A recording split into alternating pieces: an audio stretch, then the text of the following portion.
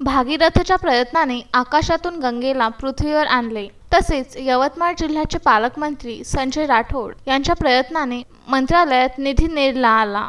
या निधीतून जनतेच्या विकासासाठी नगर परिषदेची भव्य दिव्य इमारतीची निर्मिती झाली। या इमारतीमध्ये अनेक दुकाने काढण्यात आली। तसेच इंदिरा गांधी मार्केट, क्रीडा संकुल, नगर बाल चंद्रयान, परिषदेची शाळा, सिमेंट रोडवर टाइल्स, रोडच्या मधोमध डिवायडरवर फुलं झाडे लावण्याचे काम सुरू आहे। चिल्लर भाजी विक्रेत्यांसाठी भाजी संकुल प्रतीक्षेत आहे। पुढील वर्षात 5 कोटीच्या कामामध्ये आठवडी बाजारातील शेड व ओटे तसेच सुसज्ज असे नाट्यगृह तयार होणार आहे। अशा अवाढव्य निधीतून विकासाची कामे होत आहे। परंतु शिवसेनेने सत्ता असूनही व महिला नगराध्यक्ष असूनही गेल्या अनेक वर्षापासून आजपर्यंत महिलांसाठी लघुशंकेचे कुठलेही सुरक्षित ठिकाण नाही। यवतमाळ अमरावती महामार्गाला लागूनच पुरुषाच्या ठिकाणी 1-2 लघुशंकेचे डबे आहे, तर त्या लघुशंकेच्या डब्याला दार नाही व बाजूलाच फूट व इतर गाड्या उभ्या असतात।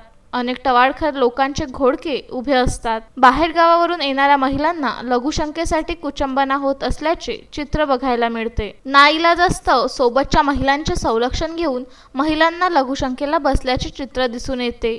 नगर परिषदेच्या शौचालयाला गेल्या 3 दिवसापासून पाणी नसल्याचे सांगण्यात आले। तसेच या नगर परिषदेच्या शौचालयाला दरवाजेही नसल्याचे दिसून येत आहे। इंदिरा गांधी नाट्यगृहासमोरील शौचालयाची दुर्गंधी तर अर्धा किलोमीटर पर्यंत दरवळत आहे। इंदिरा नाट्यगृहाला लागूनच अनेक दुकाने आहेत। समोरील शौचालयाच्या दुर्गंधीमुळे अनेकांच्या आरोग्याला धोका निर्माण झाला आहे। याकडेही संबंधितांनी लक्ष देण्याची गरज आहे। नवनाथ दरोई, विदर्भ न्यूज, नेर।